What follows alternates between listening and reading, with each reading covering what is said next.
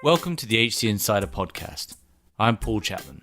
Today I'm joined by Robert Johnston, Managing Director over Energy, Climate and Resources at the Eurasia Group, a political risk consultancy. Today we're going to talk about the upcoming US election. While many consider energy and natural resource policy as second-tier issues, this is going to be one of the most consequential elections for businesses in this sector, both in the US but also internationally, given the stark differences between the two platforms. Robert, thanks for joining us. Paul, it's great to catch up with you. Thanks for having me. So I know obviously your organisation has spent a lot of time thinking about this. I wanted to start off and get a précis from you of the last 3.5 years of the Trump administration's policies towards energy and natural resources in general. Yeah, it's been quite an important part of the Trump administration agenda, especially their foreign policy agenda, but also in their relationship with Republicans in Congress and with key Republican governors. Just to think about a few things, obviously the proposed and planned withdrawal from the Paris Agreement is the most striking contrast with the Obama administration, but also the repeal of fuel efficiency standards, methane regulations, other environmental programs around pipelining, permitting have gotten a lot of attention as well. But Trump has really built on the LNG and crude export story that really began under Obama, of course, when he lifted the bans on exports of U.S. LNG and crude. But Trump really made that a centerpiece of his foreign policy, the idea of U.S. energy dominance. I think maybe Obama and Bush were focused, like other U.S. presidents, on energy independence. But Trump really pivoted more to energy dominance and the idea that you should not constrain domestic oil and gas production with what he feels is excessive environmental or climate regulation. And in fact, the U.S. should be the supplier of choice globally. And the more oil and gas exports the U.S. produces, the more leverage it will have both with allies like Japan and Europe, but also with adversaries like Iran, Russia, China, Venezuela, and others. So he's been a very active promoter of U.S. crude and LNG exports. Now, that, of course, takes us to the price war that happened this year with COVID, the big price sell-off and the short-lived OPEC price war with the Russians. And his diplomacy in April, I think, was really an effort to restore U.S. energy dominance, to keep U.S. crude exports and shale production going by getting the Saudis and Russians to reduce their production. And obviously that's something that has been really probably tells you how important the oil and gas sector is to Trump, both in his foreign policy, but also in his relationships with governors and congressmen from key states like Texas, Oklahoma, Louisiana, Alaska, and others that are a key part of the Republican coalition. So it's certainly been a busy 4 years on the energy front with Trump. So I guess characterized by deregulation, as well as supporting hydrocarbon production, transportation, particularly exports, and tying that to foreign policy. Staying on the domestic side, how do the two platforms differ on oil and gas production and exports, and how important is that to their two constituencies? I think it's become probably the upstream side, fracking, to a lesser extent, offshore production, Alaska, and pipelines have become very symbolic, I think, to both parties. I think for Democrats, especially to the progressive side of the party, which is, I'm sure, something we'll talk about a lot today, they've taken very strong stands against fracking, against offshore oil development, against drilling in Alaska, and against approving pipelines like Dakota Access and Keystone XL.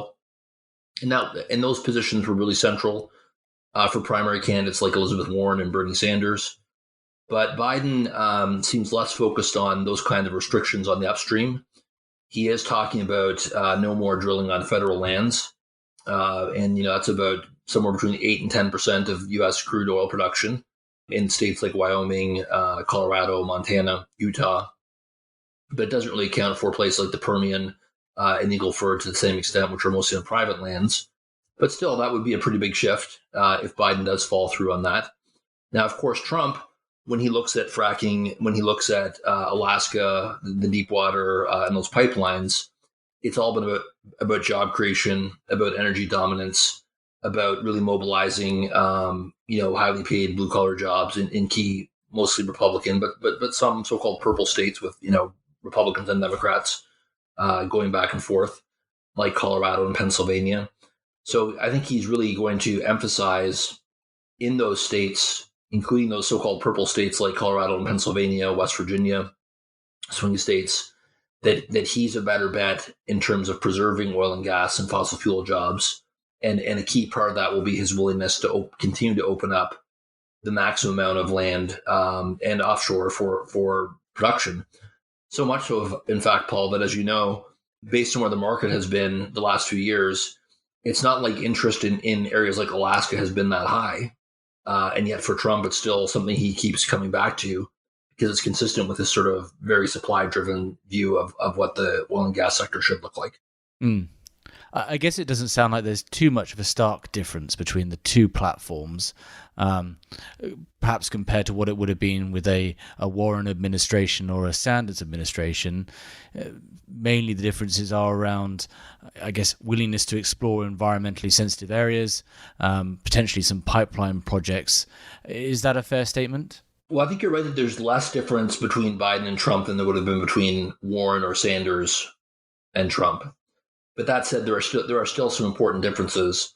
I think on the supply side, you're right that other than the restriction on drilling on federal lands that Biden wants, it's probably not going to be his main focus.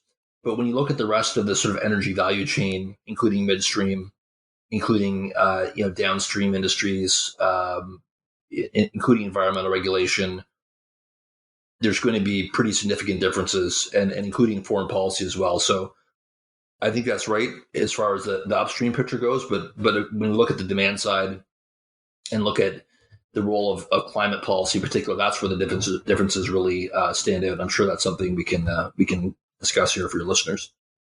Yes, I guess the second main area of domestic policy is around power generation and support for energy transition. This seems an area of stark difference between the two political platforms and policy. Can you give us some insight into the differences there?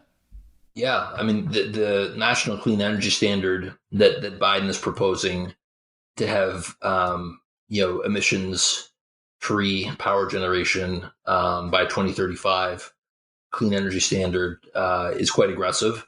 It's obviously more aggressive than Trump, but even more so aggressive than Obama's Clean Power Plan, which was basically looking at 30 to 35% cuts in GHG reductions by 2030.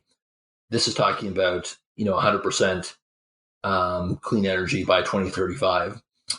Now this is for the electric power sector, and this isn't 100% renewables, right? This is 100% zero emissions, net zero emissions, or 100% clean energy. So that does include nuclear. It does include carbon capture and sequestration. So that does create some scope to keep nuclear and natural gas in the game here. But it's estimated that it would still probably be around 80 to 90% renewables. So a pretty dramatic shift from renewables, which are less than 20% of generation today. So that's a very strong contrast, not just with Trump, but even with Obama's Clean Power Plan. And there's a lot of interesting detail here in terms of how Biden's team, this unity task force that took all the sort of Democrat primary candidates and got them together to work on key parts of the platform like energy and climate, how they've set out to create a policy that they want to become legislation and to move it through Congress and have the strength of law behind it rather than a regulatory executive action, which both Obama and Trump issued on various energy files, but frequently runs into challenges in the courts or with the states. So Biden will, we think, push the National Clean Energy Standard as one of his main priorities in 2021 if he does win. And the question is, will the votes be there in the Senate? We think the Democrats probably will take back the Senate, but not necessarily the 60 votes to get you to end a filibuster. But it may also be the Democrats' vote to change some of these filibuster rules so that you can get more legislation passed with a simple majority. We've seen President Obama talk about that. We've seen Kamala Harris talk about that. So I think that's something to watch for as well. I still think that a national clean energy standard that's pushing for 100% net zero emissions, that's sharply, while really eliminating coal and really reducing nuclear and natural gas, is going to have a lot of political pushback from Republicans and from states in the U.S. that are not tied into FERC as much as they are to their local, regulated utilities, such as in the Southeast and in the Rocky Mountain area in the West. But there'll also be market forces, right? You have very low cost natural gas, which is very competitive with renewables, even though renewables costs have come down. And you also have, or you're going to have, I should say, potentially a lot of stranded assets and stranded costs, right? Natural gas plants that have been built in the last 10 years that were built to run 35 to 40 years that might be forced to retire earlier. How are those costs going to be paid for? And do we have the transmission in place? So it's a very ambitious plan. We think it probably will be diluted somewhat, but it's certainly going to be a step change from where Trump has been and even from where Obama has been on climate policy for the U.S. electric power sector. Yes, it is an ambitious plan. And there are questions as to whether the market or even technology can support. It's certainly, I guess, less aggressive than some of the opponents in the primary. Is this a case of, there's expectations that whatever the plan, it will get watered down by the legislature? Yeah, it's a great question because other candidates were talking about 100% renewables by 2030, the so-called Green New Deal. So Biden's plan is a bit of a moderation from that, but it stands in contrast to big electric utilities like the Duke Energies and Dominion Energies that have these net zero emissions goals, but more for like 2045 or 2050, which I think is partially about the time you're going to need to expand transmission to accommodate more renewables, partially about economically retiring some of those natural gas plants. And just a more gradual transition in line with markets. Well, I was just going to say one key unknown here is of a carbon price, right? What kind of carbon price behind this? Is it going to be more of a cap and trade model? How much discretion will states have? How much will FERC's power be expanded here, especially over non-RTO states? So there are definitely a lot of unknowns. I was going to ask whether there was going to be any carbon pricing scheme like we see in Europe. Do either platform have any specific policies around that? No. In fact, they're being pretty vague about that. So I think they know that that's, based on recent U.S. political history, a tricky issue for voters, especially independent voters and obviously Republican voters as well. So I think the idea is you set the standard, you give the targets to the states, and you give the states a little bit more discretion on how they want to get there. Is it a carbon price? Is it a renewable energy standard? Is it going to be some kind of subsidies? What policy mix is going to be right? I think that's where there's going to be some negotiation, but they're not explicitly tying it to, like Canada has or Europe has, or even California, a specific carbon price that's going to rise over time or set in an auction. They haven't gotten to that yet, and I think they're going to have a broader range of policies to allow more flexibility at the state level to implement this plan. I was going to say that plan, as described, sounds an existential threat to the dominant, or at least incumbent, utilities in the US. I assume there's significant pushback? Yes, and not just from them, right? So I think the electric utilities, in most parts of the US, have been in a decade-long transition towards lower carbon fuel sources, which, depending on the region, is basically a mixture of natural gas and wind. And that has lowered the carbon footprint of the sector. And as we mentioned, I think most of the utilities are moving towards net zero emissions by, say, 2050. But you're right that if the Biden plan accelerates that timetable, and the coal is really pushed out by cheap shale gas and by market forces. Sort of a regulatory effort to push this out, natural gas out over a 14, 15-year timetable would be pushed back from utilities, particularly in those regulated state markets, in the parts of the Midwest, parts of the Rockies, parts of the Southeast, where they want to manage cost as well, right? That it's not just the utilities, but also their big industrial customers. And interestingly, I'll be curious to see how unionized workers and how sort of consumer-oriented groups look at this plan as well, because again, many of those groups will support the climate agenda, but also be very sensitive to cost. Right? We know that some elements of manufacturing can be very sensitive to changes in electricity cost. We know that minority groups or lower income groups are going to be sensitive to change in electricity cost, and some of those are important constituencies for Biden as well, and for Democrats on the Hill. So how these costs get allocated, Paul, I think is a really interesting question. As you know, you have taxpayers and ratepayers, but ultimately the same person, right? Mm-hmm. So the question of what shows up in your utility bill, what gets buried in a budget legislation moving through Congress, what's explicit, what's implicit. I think Republicans, especially in a very closely divided Senate, where it may even be 50-50 or 51-49 for the Democrats, will look very closely at these questions of cost and what the burdens are on various groups, certainly the utilities, as you mentioned. And for some, with big stranded costs around legacy fossil fuel assets, it could be a problem. But also for other groups, the large industrial consumers who are price sensitive, various consumer groups and workers as well. Yes. I guess what I find fascinating, and we've commented on the podcast in the past, is that energy transition doesn't necessarily have to follow the same channels and pathways that I guess generation has in the past, with distributed generation, with lower cost renewables closer to sources. And there's that will set up an interesting dynamic as to whether taxpayers want to pay for legacy assets, and where does that liability sit? No, that's a great question. And to be clear, I think the technology pathways that Biden is describing are very credible and plausible. And I think that you mentioned distributed generation, especially to integrate more solar. There's going to be a lot of demand side, the energy efficiency spending as well. And the costs of wind and solar have come down a lot. There'll be a big push on hydrogen. There'll be a big push on utility scale storage. The question really is the timing and who pays, Paul, as you suggested, right? And that's where you're right. I mean, a lot of ratepayers will not want to pay for the stranded costs, but then you're looking at bankruptcies for the utilities.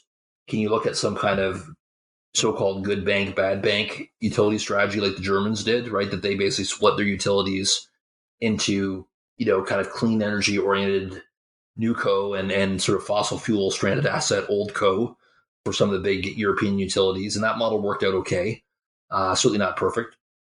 But those are the questions that will have to be answered is who does absorb those costs, the transition costs, and that includes the stranded assets, potentially stranded workers. Biden has to make it clear that he supports a just transition where they don't just abandon, coal workers or utility workers are displaced by this. And then, of course, the bondholders and shareholders and those investing in these companies as well. So there'll be a lot of disruption here. Mm-hmm. A lot of interest in how those costs get allocated and risk get managed. I guess we've covered the Biden administration. Does the Trump administration have any specific policies around supporting energy transition or renewables, a greener power generation plan in general? They've certainly looked at and talked in this first year or two more about going back to the kind of Bush era clean coal, future gen type projects. Honestly, never really got too far off the ground. There were some interesting things at DOE from an R&D perspective, but didn't really get the kind of commercial push. I think that if you look at Secretary Briette or Secretary Pompeo and the other leaders on sort of Trump's energy policy, it's really been about natural gas, and they certainly acknowledge a growing role for renewables, but they rarely mention renewables without mentioning that you need natural gas to manage the intermittency of renewables, and that the U.S. competitive advantage is really in all of the above, but with natural gas being a strategic part of that.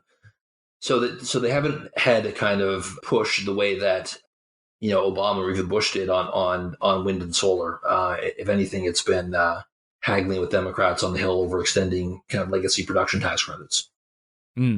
Which I guess moves us on to the third part of domestic policy, really focused on transportation and fuels, whether that's some legacy policies like the Renewable Fuel Standard, and perhaps you could give us a few minutes on what that is, but also moving on to new energy vehicles. What are the major platforms policies in this area? Yeah, so on renewable fuel standard, essentially that's a program that is intended, is passed the Bush administration.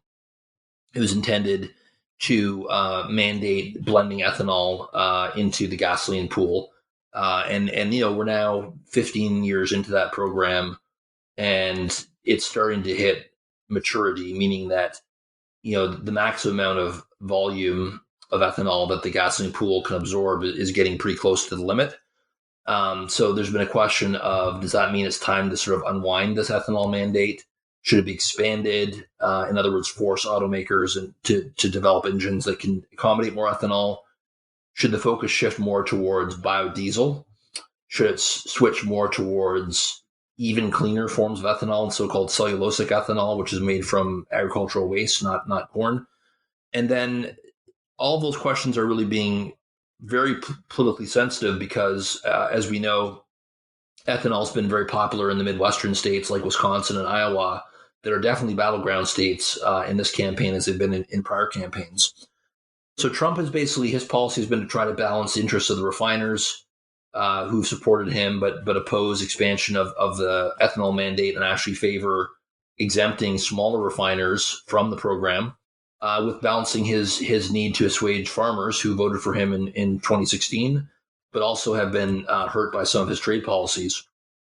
So he's ultimately recently backed a little bit more the farmer side in terms of easing some of these exemptions for small refiners. And I think he's open in this area to doing a little bit more with biodiesel and with new forms of clean energy from agriculture. Biden, I think, would go further. I think Biden would say that the renewable fuel standard played its role and should be kind of held in its current form. But there should be a focus potentially on looking at a shift from corn-based biofuels towards more advanced biofuels. That could include biodiesel, especially biodiesel that comes from things like waste vegetable oil and cooking oil, new feedstocks. And I think there's also going to be a very strong emphasis there on potentially looking at a California-style low-carbon fuel standard, right, where you basically mandate that rather than a target to blend ethanol, the new target is essentially the GHG intensity of a gallon of fuel, and that you would set a target like California has to progressively lower that target over time, which would force the refiners to either buy offsets or to use more clean fuel and to find other ways to manage that GHG intensity. And by the way, that could include using less GHG intensive crude oil, which could be bad for barrels from places like Venezuela and Canada. So there's a lot happening in this space. Democrats are not necessarily lined up behind ethanol. Some of them think that the climate benefits are not that great when you look at a life cycle basis. But there is some more support on the Biden side for evolving to this low carbon fuel standard idea and towards more of the advanced biofuels and away from corn ethanol. Not eliminating the corn ethanol program, the RFS, but basically not expanding it either. Right. And what about electric vehicles? Are there any specific policies or differences between the two administrations on that front? Yes, absolutely. I mean, Trump is going to really not do a whole lot here. The only reason we think Trump might be interested in electric vehicles is if he sees it as a front in the war, the trade war and technology war with China, right? That, the extent that U.S. electric vehicle makers are looking at factories in China or looking at seeing technology transfer to China, that is something that could catch his radar screen. Whereas Biden, frankly, new energy vehicles, electric vehicles would be the foundation of his energy policy, really, alongside the National Clean Energy Standard, right? You'd be looking at a new cash for clunkers program. You'd be looking at, a lot more public investment in electric vehicle charging infrastructure, tighter fuel efficiency standards, probably new mandates to electrify buses and rail and other heavy transportation, and probably a renewed push for hydrogen as well. So I would expect pretty aggressive action from Biden on that, and a very strong contrast between the candidates in this area, much like there is in climate policy more broadly. Yes. I guess now moving to the international policy side, first and foremost amongst the Trump administration's policies has been, decoupling from China. And while energy and natural resources trade hasn't actually been one of the causes of friction between the two countries, trade policy has certainly been used as a tool to push governmental aims. Whether that's affected the agri markets, we've seen that in steel. What are the Biden administration's stated policies towards China? Do we know whether they'll be removing tariffs? What do you see there? That's probably the most important question we're getting from our clients, not just in the energy sector, but more broadly, those following global geopolitics and markets. I think Biden's policy will be somewhat different than Trump's, but not a return to kind of the strategic economic dialogue that Bush and Obama had, where engagement with China, first bringing China to WTO, and then Obama's work to coordinate with China on climate, on Iran, created more of an atmosphere of dialogue and cooperation. I think it would be difficult for Biden to go back to that. And I think the U.S. public, the U.S. businesses, U.S. national security establishment, Silicon Valley are all now more in favor of a confrontational approach with China. And I think Biden would look to push back, as Trump has, on China's economic practices, on some of their policies in their near abroad, right? The Hong Kong issues, the South China Sea and Taiwan issues, on human rights, and on all the geotechnology issues around intellectual property, around access to the Chinese market for U.S. IT firms, around Huawei, 5G, artificial intelligence. But I think the means by which Biden does that would be less about unilateral tariffs, to answer your question, and more about trying to get back to the Trans-Pacific Partnership type structures.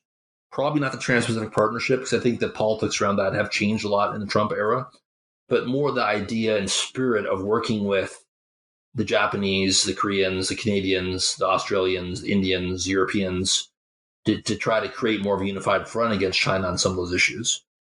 Now, it was hard. Trump did try to do that to some extent, but he also had his own sort of bilateral skirmishes with countries like Canada on aluminum and USMCA, with the Europeans on auto parts, with Japanese and Koreans on agriculture.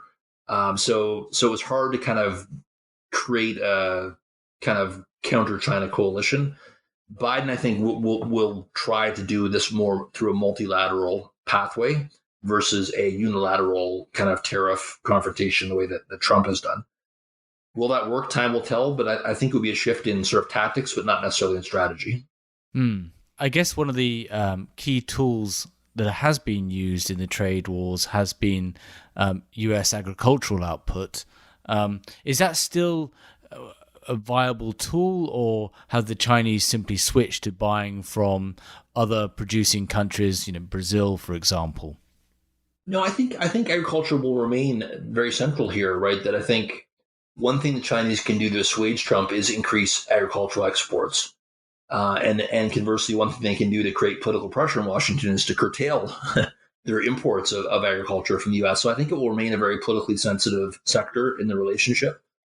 I would also mention something like critical minerals and rare earths is an area where we're getting a lot of client interest. We look at the energy transition, and you look at the minerals that are required for, not just the IT sector, but for solar panels and for batteries and things like that.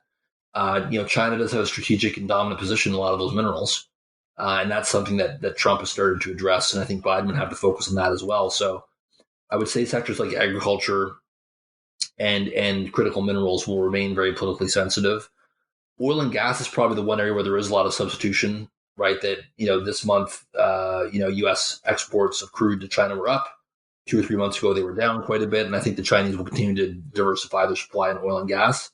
But I think in the ag sector and the critical mineral sector, there will be a lot more political sensitivity. I guess moving on to OPEC and the U.S. policy towards the Middle East, particularly Iran, what are the two platforms' policies on that front? Yeah, so I think that's a great point, right? That when we look at the immediate coverage of the election, there's a lot of focus of the contrast between the two the two candidates on climate, and less so on foreign policy. And I think that some of the foreign policy changes under Biden will be just as disruptive to energy markets and for OPEC as this climate discussion, which is more of a slower moving, longer term story. Now, I think the issue really is going to come down to Iran. And it seems pretty clear that Biden will seek a renewed rapprochement with the Iranians. He will try to reposition the JCPOA agreement that was signed with Obama in 2014 that essentially lifted sanctions on Iranian's economy and oil sector in exchange for an Iranian freeze and dismantling of their uranium enrichment program. Of course, Trump walked away from that deal, reimposed sanctions, and yet the Iranian regime is still in place. I think Biden will try to go back to the Obama deal, perhaps not right away, but will open a dialogue and will probably lift the sanctions in a way that will allow Iran to start exporting oil again. Maybe not jumping right back to the 4 million barrels a day production they had 3 years ago, but you could see as Iranians sort of move to slow down and shut down their uranium enrichment program and sort of reverse some of the escalations they've had under Trump, you could see Biden link that to increased waivers of exports by Asian buyers, India, Japan, China, etc., for Iranian crude. Now, if you're OPEC, especially Saudi Arabia, there's two problems here, right, Paul? One is you don't like the geopolitics of that because you actually, if you're Saudi, you're very happy with Trump's containment strategy of Iran. And Trump internationally probably is as close to the Saudis as any other country. The UK, Canada, Japan, all the traditional allies, it's actually the Saudis he's worked very close with, and the Emiratis as well. But the Saudis also won't like it from the market perspective because, as you know, in the aftermath of COVID and the price war with demand bumping around 92 million barrels a day, OPEC cut an unprecedentedly large amount of production from 9.7 million barrels a day now down to 7.8. They want to unwind those cuts entering 2021 as demand recovers and gets back up to closer to 2019 levels. But it's going to be hard to rebalance the market if you have 1, 2, 3 million barrels of Iranian crude demand as well. So I think this Biden policy shift will be contentious for the Saudis and for OPEC, both on the geopolitical side and on the oil market side. And frankly, will be a big source of volatility and uncertainty for the oil price outlook entering 2021. Yeah. Staying in that region, you've also got the Eastern Mediterranean with recent finds there, particularly around geopolitical hotspots like Cyprus, obviously Syria, Lebanon. You've had the Trump administration with strong relationships with Turkey, and to some extent not competing with Russia. What do you see the Biden administration's policies there? So Biden hasn't said much about this. I do know some of the people working on these files for Biden who worked with Obama on these files as well in the Eastern Med. And I think it's fair to say that Biden would make more of an effort to stabilize Libya, to de-escalate the Eastern Mediterranean position, and probably to support Cyprus, the sort of Cypriot, Greek Cypriot, Israeli, Egyptian side of this, versus kind of the, somewhat aggressive behavior of the Turks and Russians in Eastern Med, which is sort of a dynamic that's playing out in Libya and Syria and other places around the Middle East as well. So I think there would be an effort from Biden both to de-escalate the situation, to push back more on Turkey and Russia than Trump has done, and potentially to work on that Eastern Med natural gas play as a way to create stability and economic opportunity for Lebanon, which desperately needs it, for Israel, for both sides of Cyprus, and for Egypt.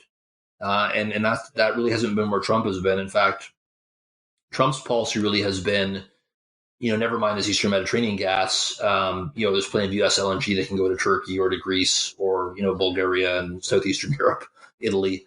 So, that's been a very different strategic effort there. And obviously vis-a-vis Erdogan and Putin, his relations with them have been well documented. So I think it would be a very different shift from Biden. I'm not sure it would be his top priority, But at a time when you do have a real crisis in Lebanon, and when you do always have, focus on Israel, you always have focus on Egypt, the gas play there, and probably an effort to rebalance some of the behavior from Erdogan in particular and Putin to some extent as well. We'll probably see Biden take a very different role than Trump has done so far on that file. Yes. So I guess a policy is more characterized by using oil and gas policy to support regional peace efforts or at least cooperation, setting up perhaps more of a conflict with OPEC itself and their economic aims. You touched on Russia there. Are there any specific policies the Biden administration has put out with regards to Russia and energy? I know there's decisions coming up around Nord Stream 2, the gas pipeline linking Russia and Europe. What do we know there?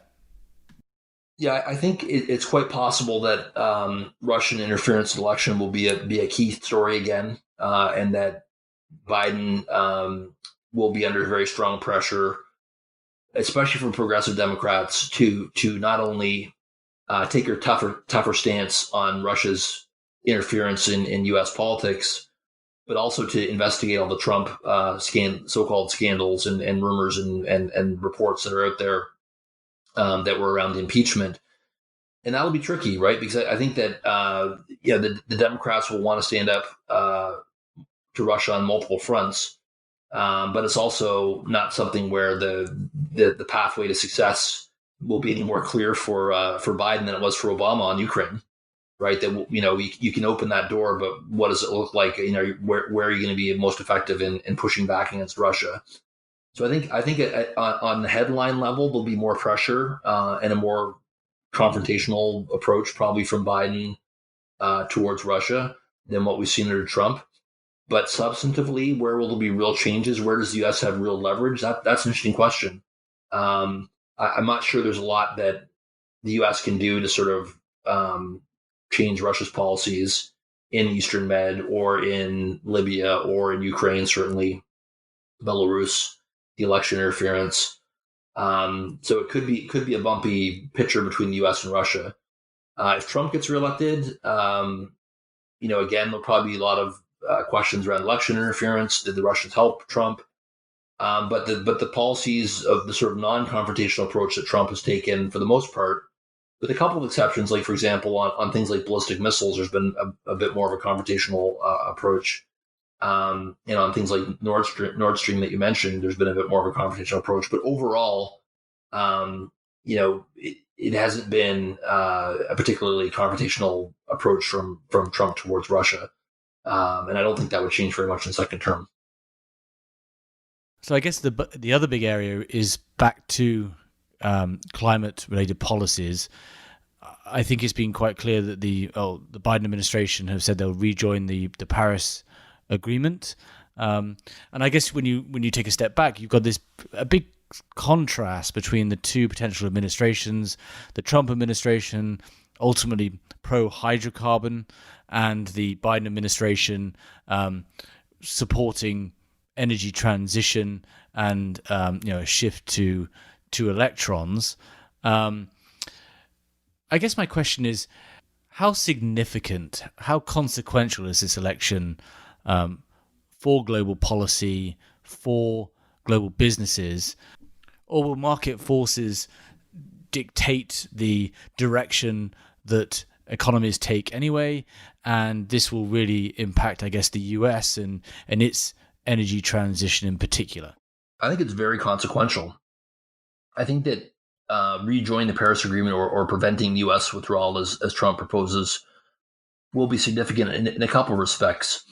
First of all, it's worth looking at the European Green New Deal, their green taxonomy, and the steps they're taking to move towards net zero emissions by 2050. It's basically a playbook for what will happen in the U.S. And you think about that under Biden, even with some of the constraints in the Senate and the states that we talked about earlier, you would really then have, the bulk of the developed world moving towards fairly rapid decarbonization. And that would put a very different context around what China and India and developing markets are doing. That's one thing to consider. The second thing to consider is that in terms of timing, I think it's fair to say that the energy transition is already being priced into the utilities and certainly the oil and gas upstream players in terms of the market's future value of their assets, right? That the stranded asset discussion, the peak demand discussion is already sort of impacting investor appetite for the oil and gas sector, right? The sense that maybe the sector's best days are behind it.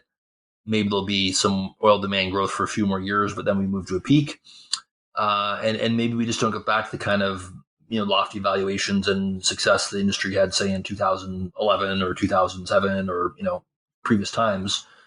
And I think that would really be even more enhanced by a Biden administration, right? That I think the Biden administration coming to power would be seen as a tipping point towards more electric vehicles in the U.S., less gasoline demand, and more of a global, a bumpy but relatively smoother global energy transition that would help China and India and other countries get on that pathway. Not saying that's necessarily the right assessment, but I think the markets would price that in, right? We already know that there's skepticism about oil and gas now under Trump, right? But where the U.S. has not really been, at least at the federal level, pursuing aggressive decarbonization.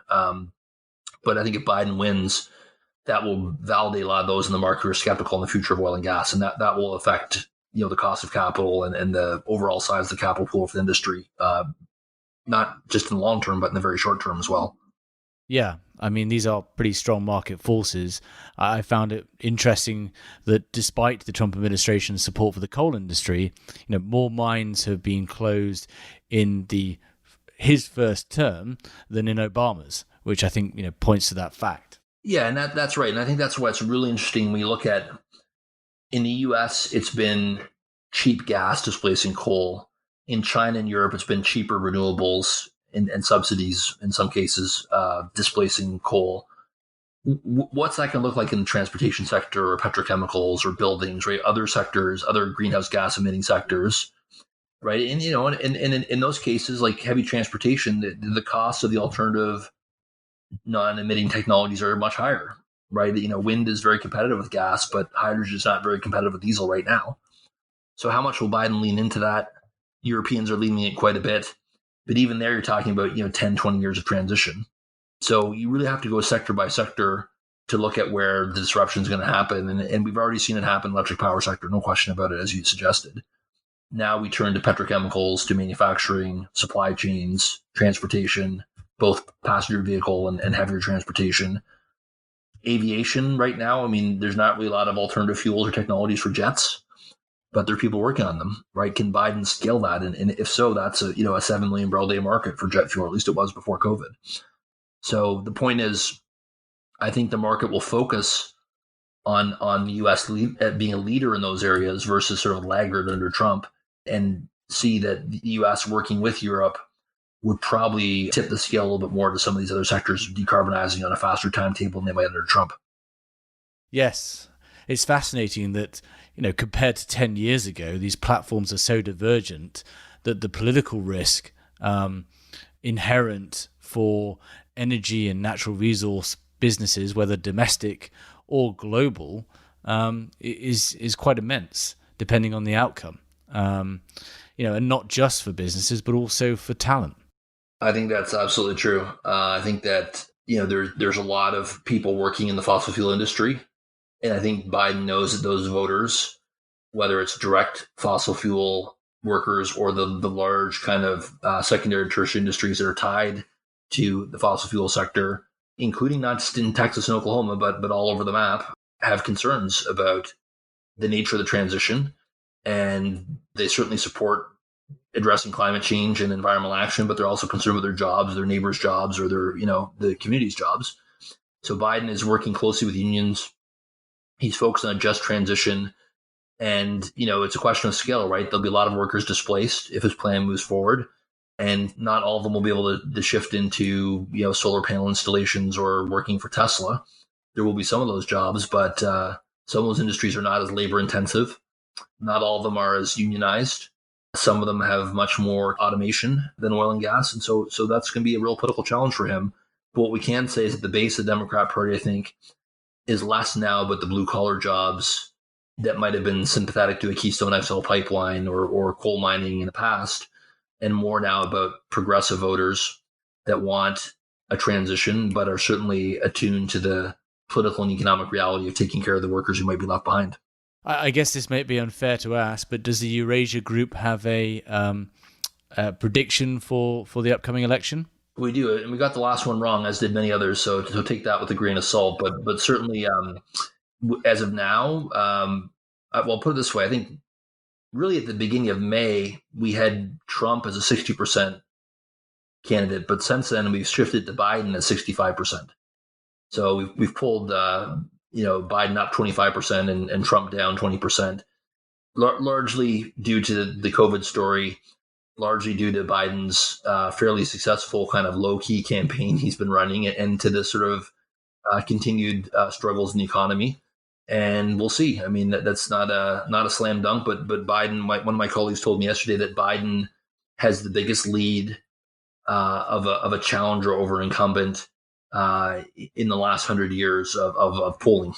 So, which is basically the entire history of polling. So he's in a really good position, but of course there's still a long way to go and lots of room for changes, whether it's a vaccine or other things still play out. Well, it's been absolutely fascinating having you on, Robert. I think it's a worthy reminder that it's not just operational credit market risks and so forth that affect the energy and natural resources, but political risk. It's going to be very consequential in the next few months. And really appreciate you coming on the show. Well, Paul, it was a fairly U.S.-centric discussion, but for this year and at this time of the year with the election coming up, I think it makes a lot of sense, and we can certainly talk about other parts of the world another time. Well, I look forward to it, and thanks again for coming. Thank you.